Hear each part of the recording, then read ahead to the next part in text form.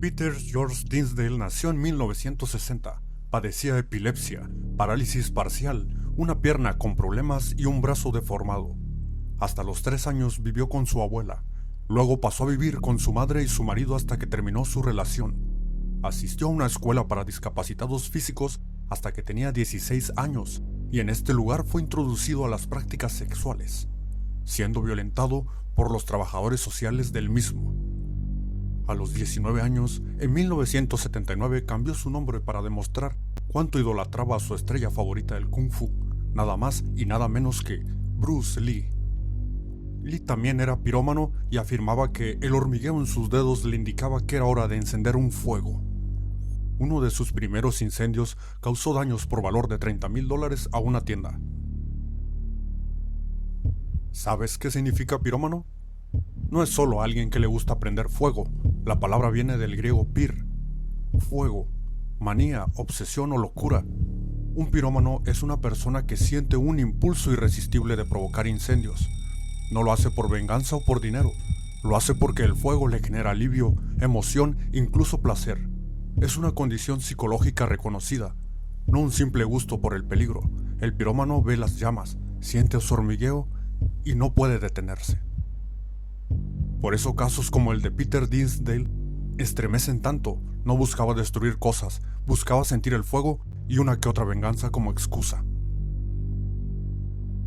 Bruce George Peter Lee, nacido Peter Dinsdale en Manchester el 31 de julio de 1960, se convirtió en uno de los asesinos británicos en serie más prolíficos cuando fue declarado culpable de 26 cargos de homicidio en 1981.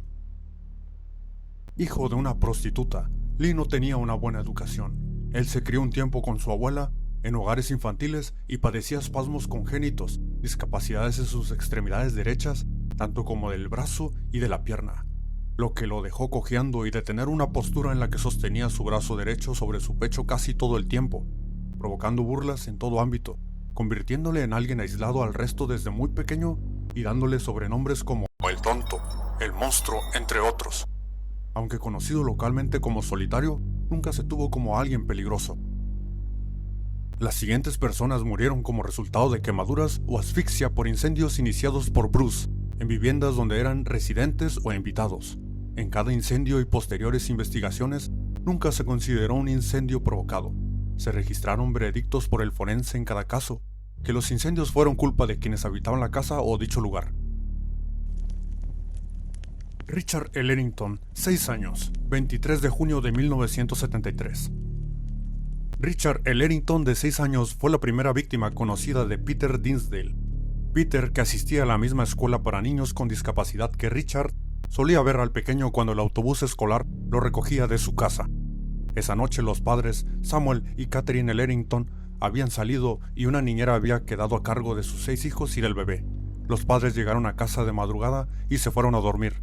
Alrededor de las 7 a.m., los padres ya en casa se despertaron por el humo y lograron sacar a 5 de los niños, pero el humo y las llamas les impidieron llegar a la habitación donde estaba el pequeño. Su cuerpo fue encontrado por los bomberos después de que el fuego consumiera gran parte de la casa. El incendio se inició cuando Dinsdale vertió parafina por la ranura del correo de la puerta principal y le prendió fuego. En ese momento, la familia dormía. Al sentir el humo, los padres intentaron entrar a la habitación donde estaba Richard y sus hermanos, pero el fuego ya bloqueaba el paso. Un vecino vio a un hombre cojeando alejarse y subir a un coche, detalle que años después ayudó a identificar a Dinsdale. En el velorio, el ambiente fue de profunda consternación. Vecinos y compañeros del colegio especial al que asistía Richard acudieron al cementerio para despedir al niño, a quien describían como muy querido y mimado por su discapacidad. Entre los asistentes estaba el propio Peter, que en ese momento era visto como el tonto Peter, un chico tranquilo que nadie sospechaba. En ese momento la policía y el forense clasificaron el incendio como accidental, pues se pensó que una vela o un calentador de parafina había caído. Bernard Smithy, 72 años, 12 de octubre de 1973. Smithy era un hombre mayor, recluido y con gangrena en ambas piernas, que vivía solo en Glasgow Street. Dinsdale había pasado la noche caminando por la zona, cuando sintió el hormigueo en los dedos, que le indicaba que debía prender fuego. Entró por una ventana rota de la casa de Smithy, roció parafina por toda la sala y le prendió fuego antes de salir por la puerta principal. En ese momento se creyó que Smithy había volcado un calentador de parafina mientras dormía, por lo que el incendio se catalogó como accidente. Murió quemado en su sillón, sin poder escapar. Dinsdale, según su propio relato años después, vio el fuego propagarse, escuchó a un hombre gritar, «¡Dios mío, ayúdame!» y se quedó mirando las llamas desde la calle, sin moverse, como si aquello no fuera una tragedia sino un espectáculo. El episodio fue registrado en su confesión de 1979, cuando admitió que había sido él quien provocó el fuego y que la muerte de Smithy no fue un accidente.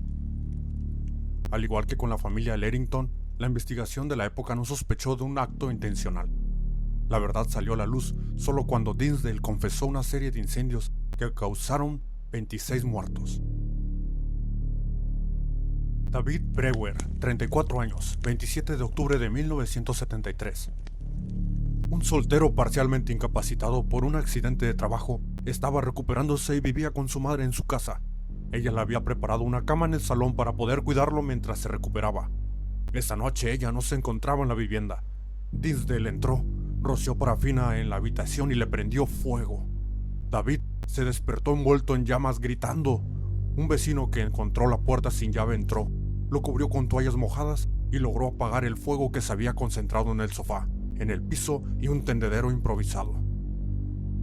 David vivía con su madre y su hermano Shaun Lister, que criaba palomas en el patio trasero de su casa. Dinsdale conocía a Shaun porque compartían interés por las palomas y a veces iba a la casa. Unos días antes del incendio hubo una discusión. Dinsdale amenazó con matar las palomas de Shaun. Brewer, enfadado, le respondió que si lo hacía le daría un buen golpe. Un par de semanas después, la noche del 27 de octubre de 1973, Dinsdale prendió fuego a la casa. Cuando los investigadores revisaron el lugar, encontraron la mayoría de las palomas de Shaun muertas, con el cuello torcido. A pesar de la rápida ayuda del vecino, Brewer falleció por quemaduras muy graves y agonizó una semana en el hospital antes de fallecer. Nunca pudo declarar lo que había ocurrido. Elizabeth Rocard, 82 años, 23 de diciembre de 1974. Elizabeth era una viuda de 82 años, con problemas de visión y movilidad. Caminaba con andador y vivía sola en su casa de Rosemont Street. Dormía en el salón, donde también tenía su cama. Dinsdale entró, derramó parafina en la zona de la cabecera de la cama y le prendió fuego. Cuando los vecinos notaron humo justo antes de las 10 de la noche, ella ya había fallecido por inhalación de humo. El fuego envolvió rápidamente el salón y no le dio tiempo de escapar. En ese momento el forense dictaminó muerte accidental, atribuyéndola a que era fumadora. Se había quedado dormida con un cigarrillo y había prendido la ropa de cama. Sus familiares y vecinos la describían como muy cuidadosa con el fuego y aseguraban que nunca fumaba en la cama. Andrew Edwards, 13 meses, 3 de junio de 1976. El 3 de junio de 1976, Andrew Edwards, de 13 meses, fue la siguiente víctima mortal de Peter Dinsdale, que para entonces ya se hacía llamar Bruce Lee. Esa noche los padres de Andrew, James y Veronica Edwards, habían salido y dejaron a sus 3 hijos al cuidado de la bisabuela del bebé, Dorothy Stevenson, de 77 años. Ella había acostado a Andrew en su cama en el piso de arriba y bajó las escaleras. Al bajar vio humo saliendo del armario que estaba debajo de las escaleras. Rápidamente tomó a los otros niños, de 3 y 4 años, los sacó de la casa y los dejó con un vecino. Cuando quiso volver a subir para rescatar al pequeño Andrew, el fuego ya había tomado toda la casa y no pudo entrar. Andrew murió atrapado en su cuna. La investigación oficial concluyó que el incendio había sido accidental. Se pensó que los 2 pequeños habían encontrado fósforos y jugado con ello bajo las escaleras. La bisabuela quedó muy traumatizada. Este accidente posterior hizo que fuera internada en un hospital psiquiátrico. Katrina Tucker, 6 meses, 2 de enero de 1977. El 2 de enero de 1977, Katrina Tucker, de 6 meses, fue la víctima mortal de Peter Dinsdale, siendo la quinta para ser exactos. Esa noche la madre, Rosabelle Tucker, estaba en casa con sus 4 hijos y su esposo enfermo, que dormía arriba. Ella había salido un momento al patio trasero con una vecina y los niños quedaron dentro. Su hija mayor estaba en el salón y la bebé Katrina dormía en una cuna en el piso de arriba. Rosabelle vio humo saliendo por la ventana, corrió adentro y logró sacar a su hijo pequeño, entregándolo a la vecina. Al preguntarle a alguien si quedaba alguien adentro, recordó que Katrina seguía arriba. Intentó volver a entrar, pero el fuego ya había tomado la casa y no pudo subir. El incendio se inició en el armario bajo la escalera. La investigación del forense concluyó que los 2 niños mayores de 3 y 4 años habrían encontrado fósforos y los habrían encendido jugando, provocando dicho fuego. En realidad, según la confesión de Dinsdale, en 1979, él había entrado a la casa, roció parafina bajo las escaleras y la encendió. Katrina murió en su cuna. Su madre resultó gravemente herida al intentar rescatarla y recibió una medalla póstuma por valentía. Y el bebé que sí logró salvar fue criado después por su abuela. Lee conocía a la familia por su interés por las palomas, pero recientemente se había peleado con ellos por su hábito de entrar sin ser invitado. Dinsdale era un habitual del palomar de Peter Tucker, el padre de Katrina. Solía ir al palomar y a la casa. A menudo se quedaba más tiempo del que era bienvenido o entraba sin que lo invitaran. Unos pocos días antes del incendio, el 2 de enero de 1977, Peter Tucker le dio un clip round the ear, un cachetazo en la oreja, por esa costumbre de colarse sin ser invitado. Según la confesión posterior de Dinsdale, ese rechazo fue parte del motivo. Él mismo dijo que había elegido la casa de los Tucker para darles un buen susto. El incendio se inició bajo la escalera con parafina y Katrina, de 6 meses, murió en su cama mientras su madre lograba sacar a los otros niños. Winslow Lodge, 11 víctimas, 5 de enero de 1977. El 5 de enero de 1977, Dinsdale provocó el incendio más mortífero de su serie, el fuego en la residencia Winslow Lodge, un hogar para hombres mayores en Hull. Murieron 11 residentes y otros 6 resultaron heridos. Dinsdale pedaleó unos 5 kilómetros hasta la residencia con una lata de parafina en el manillar de su bicicleta. Dijo que había elegido una casa grande, tranquila, y que quería hacer un gran fuego. Entró por una ventana, derramó parafina en una habitación de la primera planta y la encendió. Luego se alejó y se quedó observando el incendio desde fuera. Un asistente de la residencia vio humo en el pasillo del primer piso, avisó a los bomberos y logró sacar a un residente de esa habitación. Pero las llamas se propagaron al primer y segundo piso, atrapando a muchos de los hombres que tenían movilidad limitada o estaban dormidos. Las víctimas fueron Harold A. Kester, de 95 años, Victor Consid, de 83 años, Benjamin Phillips, de 83 años, Arthur Ilwood, de 82 años, William Holt, de 82 años, William Carter, de 80 años, Percy Sanderson, de 77 años, John Ribby, de 75 años, William Billis, de 73 años, Leonard Dennett, de 73 años, Arthur Hardy, de 65 años. El incendio se atribuyó a un accidente. Se pensó que un plomero había usado un soplete ese mismo día en una habitación justo debajo de donde empezó el fuego. Expertos dijeron que el equipo del plomero no tenía fallas y él negó cualquier error, pero la culpa recayó en él. El caso quedó cerrado como accidente. Cuando Dinsdale confesó en 1979, admitió haber provocado el incendio de Winslow Lodge. Dijo que mientras el fuego se extendía escuchó a hombres mayores gritar «¡Dios, ayúdame!» y que supo que la gente estaba muriendo, pero que no le importó. En 1983, una investigación pública anuló esas 11 condenas por homicidio, determinando que el fuego fue accidental. Sin embargo, Dinsdale siempre mantuvo que lo había iniciado. Los investigadores notaron que, a diferencia de otros casos como el de los Tuckers, donde había tenido una pelea, Winslow Lodge fue un adjetivo aleatorio. Dinsdale era un pirómano. Su principal impulso era la fascinación por el fuego. El hecho de que hubiera gente dentro le era indiferente. En 1983, una investigación pública anuló esas 11 condenas por homicidio, concluyendo que el fuego había sido accidental. Peter, sin embargo, siguió afirmando que lo había provocado.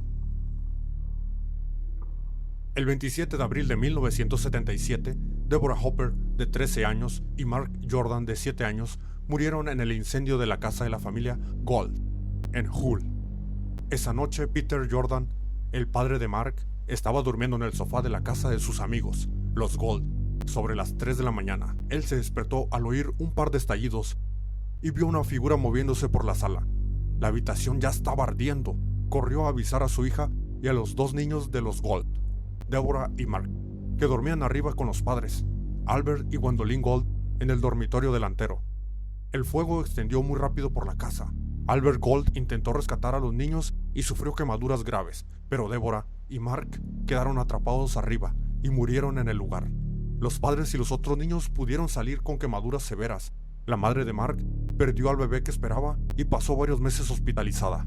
Según su confesión, en 1979, Dinsdale entró a la casa rompiendo una ventana, vertió parafina en el suelo del salón y le prendió fuego. Dijo: "Lo hice porque alguien que conocía no me caía bien". No dio el nombre de esa persona ni describió un conflicto concreto.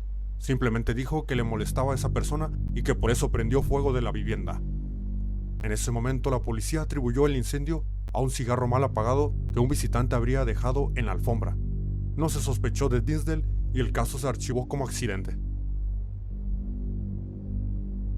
Christine Dixon y sus 3 hijos. 6 de enero de 1978. El 6 de enero de 1978, Christine Dixon, de 24 años, y sus 3 hijos, Mark, de 5, Steven, de 4, y Michael, de 16 meses, murieron en el incendio de su casa en Reynoldson Street. Esa mañana, Christine había dejado a los 4 niños en la sala mientras iba a la casa de su vecina y amiga, Caitlin Harley, justo al lado. Cuando volvió, las ventanas delanteras estaban negras de humo. Corrió dentro, sacó a su bebé Brian, que estaba cubierto de hollín, y lo entregó a la vecina. Inmediatamente intentó volver a entrar por sus otros 3 hijos, pero el fuego ya había subido por las escaleras. El pasamanos de madera estaba tan caliente que le quemó la mano. No pudo llegar a la habitación donde estaban Mark, Steven y Michael. Los 3 niños murieron atrapados en la sala. Christine sufrió quemaduras graves, se quemó la mano y el humo le bloqueó las vías respiratorias. Quedó atrapada en el salón y sucumbió a las quemaduras y a la asfixia. Más tarde, recibió una medalla póstuma por valentía. El bebé Brian fue criado por la abuela. Según la confesión de Dinsdale, en 1979, Dinsdale era amigo del hijo de la vecina de Caitlin Harley. Días antes había tenido una pelea con él porque le había pegado por molestar a sus palomas. Esa noche entró a la casa, derramó parafina sobre la alfombra del salón y la encendió, creando así un anillo de fuego de más de 1 metro. En el momento, la investigación oficial concluyó que el incendio había sido accidental. Se pensó que los niños habían encontrado líquido encendedor en un estante y habían jugado con él. Los hermanos Hasty, 4 de diciembre de 1979. El 4 de diciembre de 1979 ocurrió el incendio de la casa de la familia Hasty en Shelby Street. Murieron 3 de los hijos: Charles Hasty, de 15 años, Paul Hasty, de 12 años, y Peter Hasty, de 8 años. Esa noche estaban en la casa la madre Edith Hasty y sus 4 hijos varones: Thomas, de 9, Charles, de 15, Paul, de 12 y Peter, de 8. Las otras 3 hijas estaban con familiares. La familia dormía cuando alguien derramó parafina por la ranura del correo de la puerta principal y la encendió. El fuego se propagó muy rápido por el pasillo de la planta baja. Edith y Thomas, que tenían distrofia muscular, lograron escapar por una ventana trasera donde el fuego era menos intenso. Charles sacó a su madre por una ventana del piso de arriba, pero no pudo rescatar a sus hermanos, Paul y Peter, que estaban en la misma habitación. Al abrir esa ventana entró una corriente de aire que avivó las llamas. Los 3 quedaron atrapados y sufrieron quemaduras en el 75-80% del cuerpo. Fueron llevados a la unidad de quemados del hospital de Pinderfields. Charles murió esa misma noche, Peter 2 días después y Paul a los 12 días. Dinsdale dijo que fue al lugar a esperar un buen momento hasta que todo estuviera tranquilo. Se acercó a la puerta, vertió parafina por la ranura del correo y trató de encenderla con fósforos. Al tercer intento logró prender un periódico, lo empujó dentro y luego se alejó para observar el fuego. En su confesión explicó que el motivo fue una rencilla personal. Charles Hasty le había exigido dinero amenazándolo con denunciarlo a la policía por un contacto sexual entre ambos. Además, Dinsdale estaba enamorado de la hermana de Charles, Angelina, y ella lo había rechazado. Por eso incendió la casa, para darle una lección a Charles. En su momento, el incendio se investigó como posible venganza. La familia Hasty era conocida en el barrio como la familia problemática, pero fue Dinsdale quien, 6 meses después, confesó detalladamente ser el autor. Lee también causó graves daños corporales a Roosevelt Fenton, de 27 años, y a su hija Samantha, de 8 años, después de prender fuego a su marioneta el 21 de junio de 1979. Ambos sufrieron quemaduras graves y Fenton, quien estaba embarazada, abortó al bebé. También se sabe que prendió fuego a numerosas viviendas desocupadas y dependencias. El caso mencionado de la familia Hasty alertó a la policía, quienes comenzaron a buscar a un incendiario, esto debido a la presencia de la parafina en la zona del porche delantero de la casa, notada por los bomberos que habían extinguido el incendio. La policía fue alertada. Instalaron una sala de incidentes improvisada en un salón de iglesia abandonado y comenzaron a hablar con la gente del barrio sobre el incendio y la familia. Los agentes quedaron sorprendidos y conmocionados por la respuesta fría y confusa de los vecinos respecto a los hermanos muertos en el incendio, a pesar de la gravedad que provocó sus muertes agonizantes. La indiferencia del vecindario llegó a su punto máximo en el funeral de los niños en enero de 1980, cuando se celebró el funeral conjunto de Charles, Paul y Peter Hasty. El barrio de Shelby Street era conocido como la calle del odio, porque la familia Hasty tenía mala fama y muchos vecinos los detestaban. Según los reportes de la época, mientras el cortejo fúnebre avanzaba por Shelby Street en una fría mañana de enero, había mucha gente mirando, pero pocos dolientes y muy poca simpatía. La madre, Edith Hasty, estaba destrozada, y al ver la actitud fría de la multitud, lanzó un grito de rabia. ¡Fue uno de ustedes, malditos! ¡Uno de ustedes en esta calle es el asesino!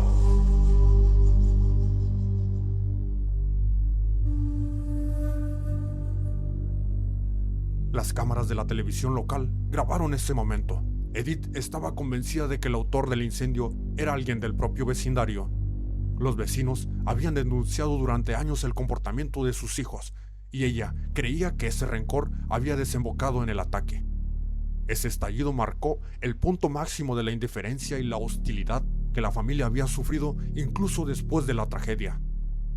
Los 3 niños fueron enterrados juntos en una tumba en el norte del cementerio en Hull. Una vez que la policía estableció que los Hastys eran conocidos como una familia problemática, responsables de delitos menores y venganzas, comenzaron a buscar a un pirómano que podría haber estado buscando una forma de venganza. Lee fue uno de los muchos adolescentes que se ofrecieron como voluntarios para ser interrogados.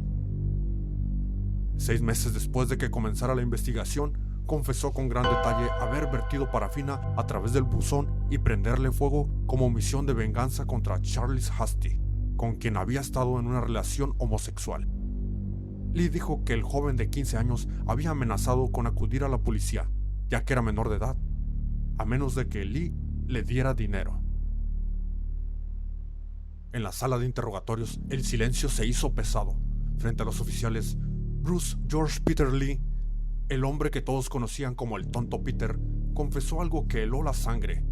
Había sido él quien prendió 9 incendios mortales en Hull durante los 7 años anteriores. Nadie lo había sospechado. Cada uno de esos fuegos se habían archivado como un trágico accidente, una fatalidad doméstica. Pero detrás de esas palabras frías había 23 vidas perdidas, un bebé de apenas 6 meses, una madre joven con sus 3 hijos pequeños, 11 ancianos que murieron abrazados en una residencia. Innumerables más quedaron con cicatrices físicas y emocionales, marcados para siempre por el humo y el terror de escapar. Lee confesó que la mayoría de los incendios fueron sin un objetivo concreto. Amaba el fuego, dijo, como si esa atracción fuera suficiente para justificar el horror. Solo en 3 casos El de la familia Hasty y otros dos había actuado contra personas que conocía, guardando rencor hacia ellas. Los detectives, incrédulos, lo llevaron por la calle de Hull. Uno a uno, Lee señaló los edificios donde había arrojado parafina y encendido la chispa. No recordaba las fechas exactas, pero los archivos policiales confirmaron que en cada sitio que señalaba había ocurrido un incendio fatal. Para asegurarse de que no mentía, lo llevaron a una casa donde otro hombre ya había sido condenado por el incendio. Lee negó haber estado allí, diciendo con firmeza: "Yo nunca estuve cerca de ese lugar". Ese detalle fue la prueba que los oficiales necesitaban. Su confesión era real. Al principio, Lee afirmó que no sentía remordimiento.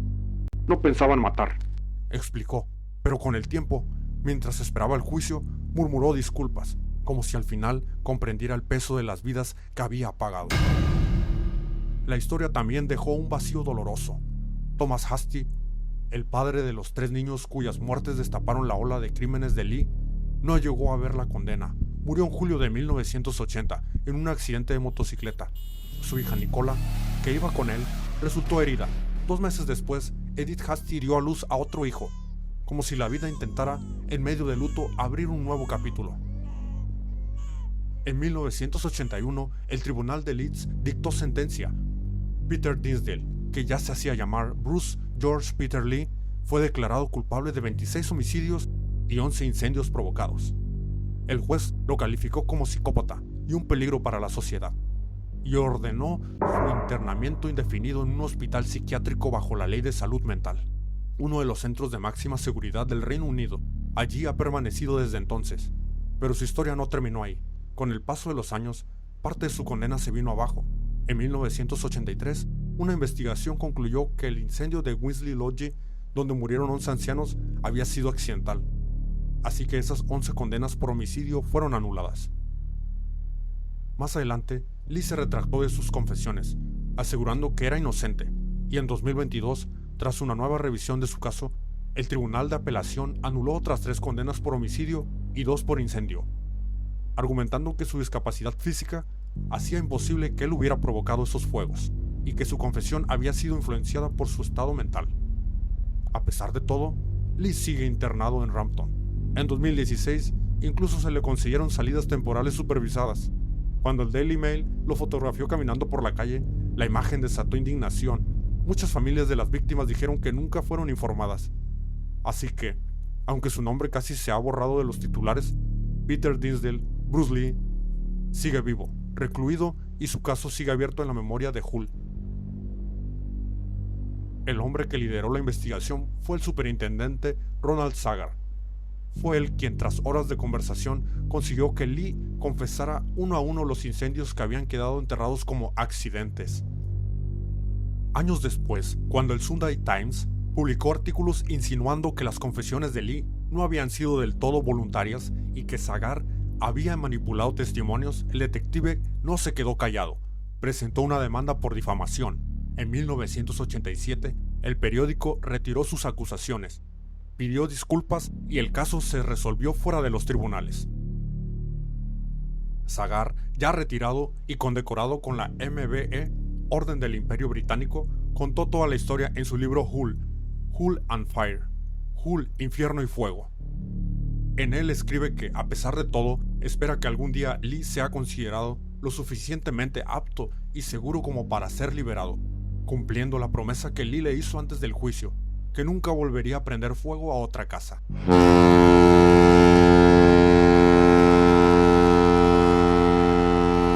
Pero por mucho que Sagar lo desee, parece muy poco probable que Lee salga en libertad, sin internado en Rampton. Y para muchas familias de las víctimas, la idea de verlo libre sigue siendo impensable. En 2025, la noticia cayó como un balde de agua fría.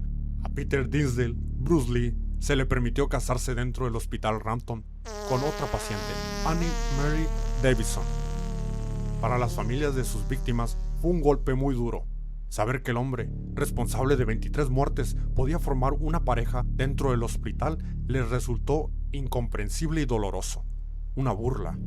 Las autoridades tuvieron que salir a calmar la indignación, asegurando que aunque Lee tenía derecho legal a casarse, él y Annie no tenían permiso para consumar el matrimonio. Es decir, la unión era simbólica. Permanecían bajo las estrictas normas de seguridad del hospital. El matrimonio no cambió su situación. Lee sigue recluido en Rampton. Y para las familias de los 23 fallecidos, verlo casado fue un recordatorio amargo de que, pese a todo, su agresor aún tiene derecho que ellos sienten que sus seres queridos nunca recuperarán. Lee en algún momento afirmó: yo soy dedicado al fuego. El fuego es mi amo y por eso provoco estos incendios.